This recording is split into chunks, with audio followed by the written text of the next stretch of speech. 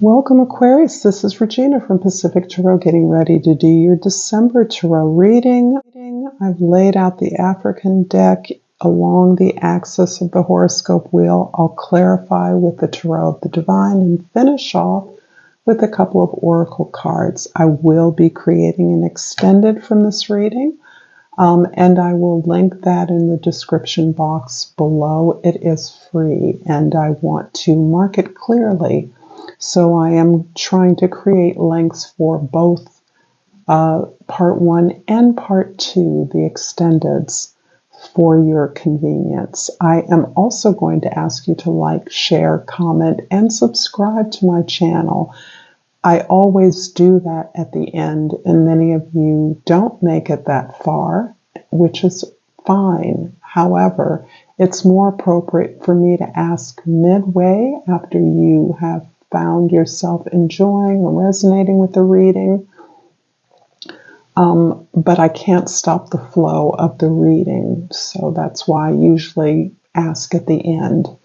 And I do essentially want you to know that I appreciate the time that you're spending with me now, and I appreciate all the love and support that you give me, and thank you in advance for that. So, your overall energy, Aquarius, for December is the 10 of Cups. This is a beautiful, beautiful omen of the world, the dream of the world that you experience in your community, among your loved ones, even in your professional or career life.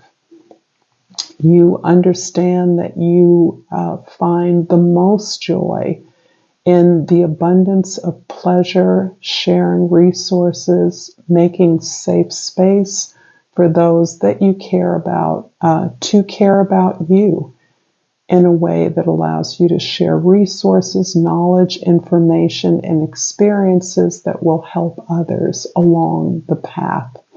This is a community of like-minded individuals where you understand that your greatest abundance is in the love that you have for each other.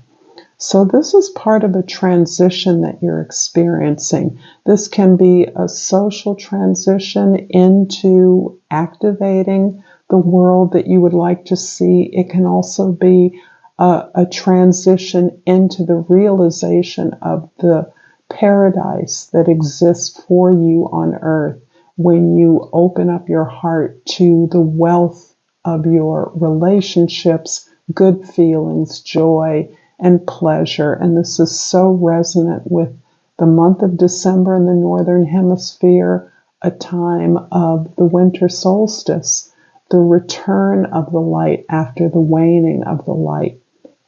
So this is a celebration of what really matters at the heart of each of us and within each community. It's very in alignment with the Aquarian vision of the world, which is eclectic, diverse, and connected. In the 10th house, your social identity, the 9th of Cups, indicates your planning. You're considering possibilities for something that is practical and long-lasting.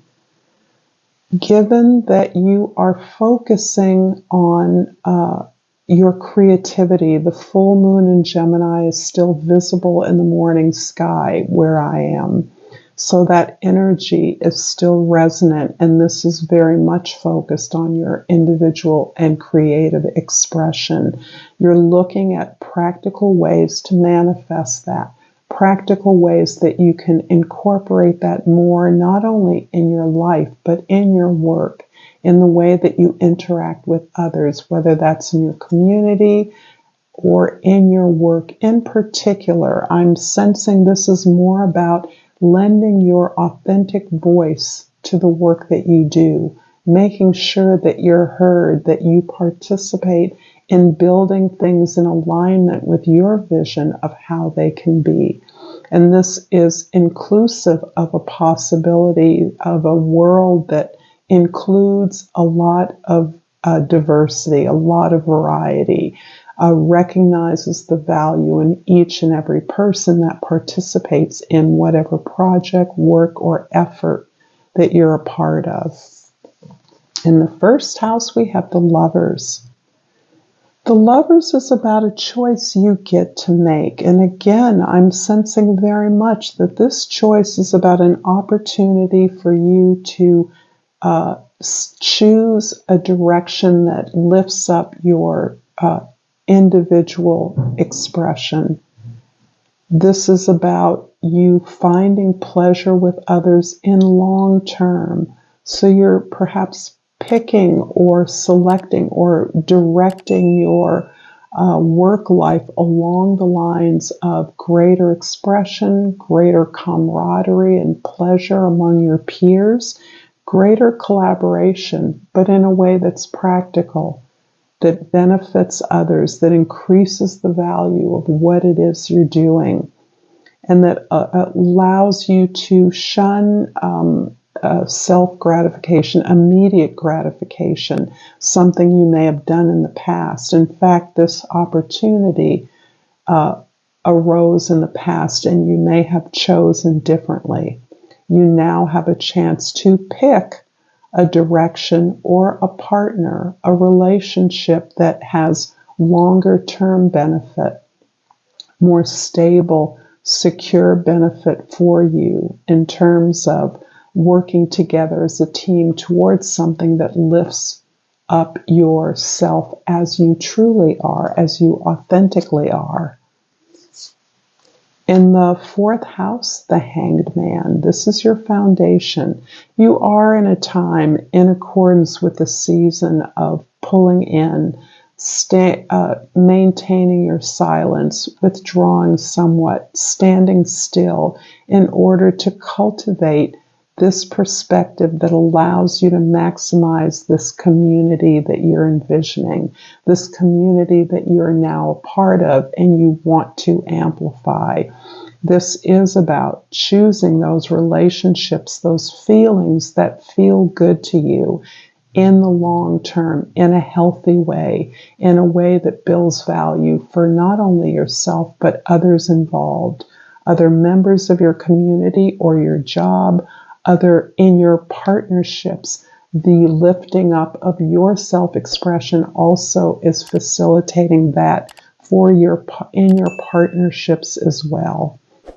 And your understanding, in order to achieve this, you have to open up to a new way of seeing things, new ways of cultivating a perspective that allows you to take advantage of the opportunities you have.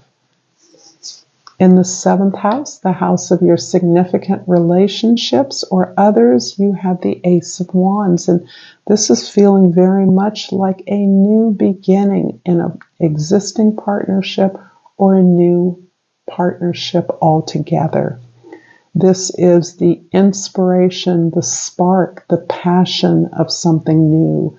This may be a reconnection or it may be a leveling up in an existing relationship. Whatever it is, this is based on passion and authentic expression, on inspiration, on being truly who you are and allowing others involved that same opportunity. So this can even be something that you're building as part of a partnership, a new business that you engage in as part of a team or a significant relationship in your life. I'm going to clarify the 10th house. This is the house of your destiny, the highest star in the sky, the midheaven. And the Knight of Pentacles is clarified by the Knight of Coins, or a repeat, the Knight of Pentacles in the 9th house, and in the 11th house, the 8 of Coins. I'm happy to see the 8 because you have 8, 9, or no, you have 8 and 10. The Knights are not 9s, but you have 8s and 10s here. You also have 6, so there's this nice balance energy occurring here at this time. 12 as well. 12 reduces to a number 3, so there is a feeling of growth and expansion in this reading overall for your projects, what you're considering, how best to proceed, how best to see the resources that you have in a way that will allow them to grow. You are really looking at a plan, establishing a plan for your movement. This can be really reconsidering the work that you're doing, reconsidering your professional direction or the way a job is progressing, the way you want it to progress. There's even an indication of you having a moment to pause as you consider a decision or a choice that is imminent in your career. This can also have everything to do with a relationship, but it feels very oriented to building together within this partnership, even if it's a new building, a new creation, a new project that you're starting as a result of a relationship, someone joined with a similar energy and desire as you. The Eight of Pentacles really is about your individual effort to polish up your skills, to improve those best qualities, strengths of yours, to devote yourself to improving your craft, whatever that is.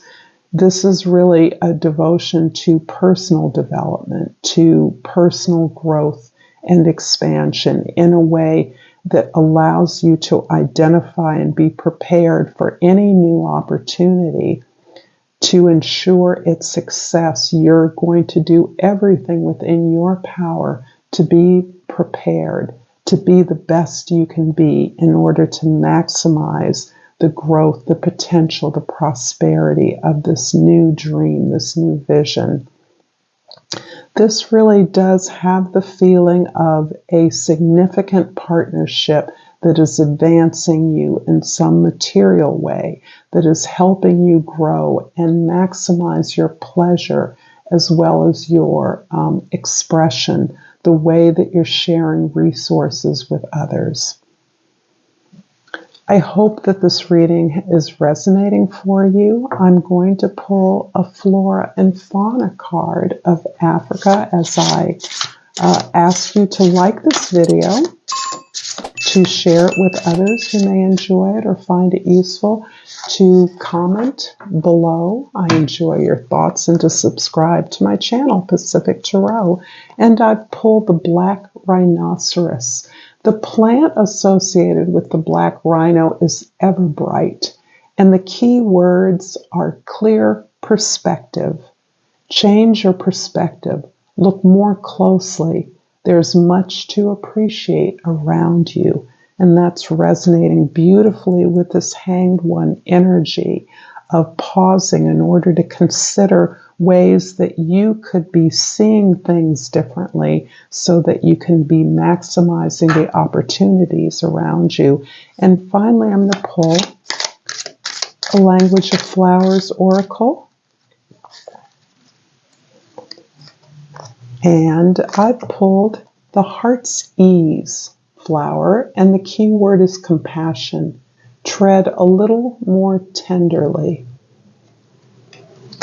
Thank you so much, Aquarius. I'm going to be extending this reading and linking that in the description box below. It is free, so if I don't see you there, if this is where we part, until next time, Namaste.